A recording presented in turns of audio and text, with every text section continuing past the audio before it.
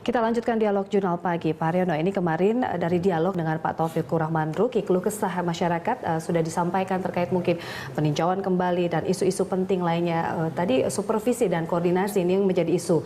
Mungkin yang menjadi penghambat karena ada ego sektoral ya dari masing-masing internal seperti dari Kejaksaan Agung, dari kepolisian.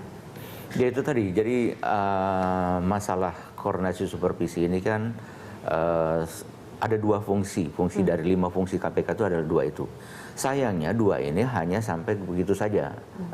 Penjelasannya juga tidak detail, kemudian juga tidak disiapkan juga infrastrukturnya, direktoratnya juga tidak ada, tenaganya juga tidak ada khusus untuk itu. Tenaga-tenaga yang ada itu adalah untuk penyelidik, penyidik, dan penuntut. Tapi diberikan tugas untuk itu. Jadi bukan suatu hal yang memang serius untuk itu. Ditambah lagi tenaga-tenaga mereka ini adalah mereka-mereka yang lebih junior dibandingkan kepada yang akan disupervisi, yaitu kejaksaan maupun kepolisian. Bagaimana seorang junior mau mensupervisi seniornya yang dulu mempelonco dia umpamanya gitu kan. Nah, ini juga menjadi masalah psikologis. Ditambah lagi juga tugas-tugas KPK yang juga sangat banyak gitu kan. Jadi ini harus dibenahi ke depan. Nah, sebetulnya masih banyak persoalan-persoalan di KPK karena dia itu kan lembaga yang baru, yang dari tadi tidak ada, kemudian ada, tetapi dengan kekuasaan yang sedemikian besarnya, ditambah lagi harapan masyarakat yang sedemikian banyaknya. Jadi ini kan sesuatu yang menimbulkan kekagetan sendiri bagi KPK juga, gitu kan. Oleh karena itu maka tentunya masih banyak persoalan-persoalan yang harus dibenahi. Terutama untuk keputusan kolektif kolegial nih Pak, dari para petinggi nih. Apakah ada masalah atau hambatan menjadi hambatan di dalam penyelesaian kasus begitu? Ini juga nih kan, memang seperti begini, terkait dengan kolektif kolegial itu di pasal 12 itu mengatakan pimpinan KPK itu kan 5. Bagaimana kalau, dan dikatakan harus kolektif kolegial. Bagaimana kalau umpamanya tinggal 4? Bagaimana kalau umpamanya tinggal 2? Itu jadi persoalan terus. Nah ini harus, payung hukum ini harus diselesaikan oleh KPK. Ada friksi-friksi di dalamnya ya Pak, ya, terkait ego sektoral gitu. Oh pasti ada di situ. Dan baik, Mbak Bivitri silakan tanggapannya. Iya, tapi saya kira kalau friksi sih wajar ya. Saya kira alasan kenapa pembentuk undang-undang juga mengatur komposisi sedemikian rupa, walaupun tidak disebutkan dalam undang-undang, tapi biasanya kepolisian, kejaksaan dan lain sebagainya, itu memang saya kira baik karena ada alasannya ya, karena ada checks and balances juga.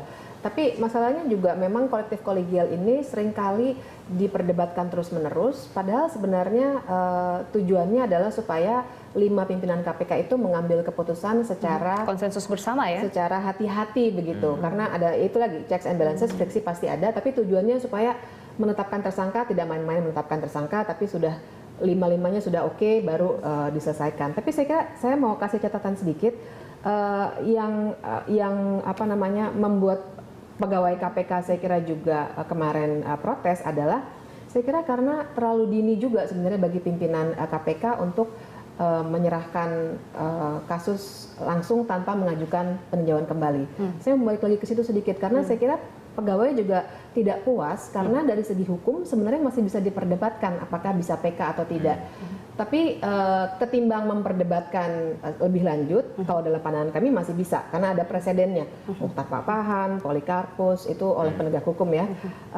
Kemudian ada beberapa kasus lainnya.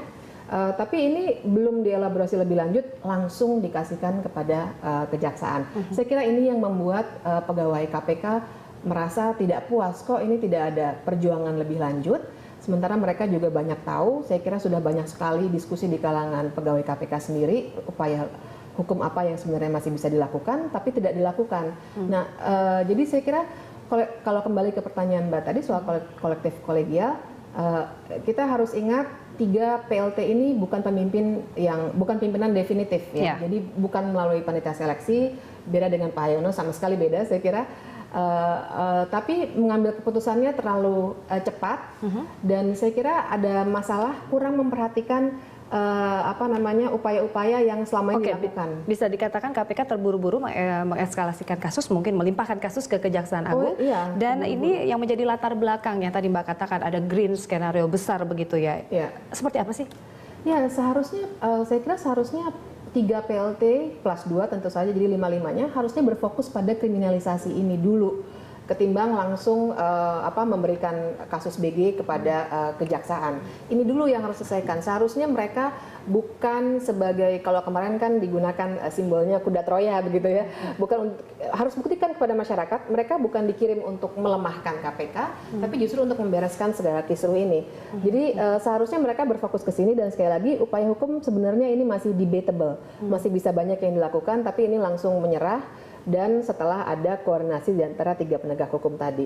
Nah, saya kira ada apa ya, kita mesti baca skenario besarnya, dan ini sudah kelihatan bagaimana sebenarnya 3 pimpinan KPK ini bisa dibilang menunjukkan indikasi melemahkan KPK dari dalam, seperti itu. Ya, Pak Haryono, ini sepakat nggak untuk ini diindikasikan sebagai upaya kriminalisasi pelemahan KPK begitu? Dulu pernah juga ya, waktu saya tinggal berdua dengan Pak Yasin, itu kan ada PLT juga ya. Betul. Pak Tumpak, Pak Ota sama Pak Waluyo. Dan itu memang tuntutan pimpinan pegawai pada waktu itu adalah bagaimana menguatkan kembali KPK dan mengembalikan kembali Pak Bibi dengan Pak Chandra pada waktu itu. Dan itu memang dilakukan oleh pimpinan. Di samping dia menjalankan tugas juga, tapi tetap bagaimana mengawal prosesnya Pak Bibi dengan Pak Chandra pada waktu itu, dan memang berhasil dengan bantuan juga Bu Fitri dengan teman-teman gitu kan ya, dengan kekompakan itu tidak terlihat saat ini, Pak? Nah, kami kan kemarin bertemunya hanya 2 jam gitu kan, hanya berdua jam, hanya bukan diskusi, semacam silaturahmi, semuanya mengemukakan pendapat.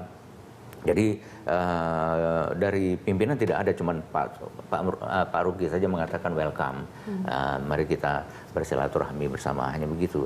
Jadi kita belum masuk ke dalam ke sana.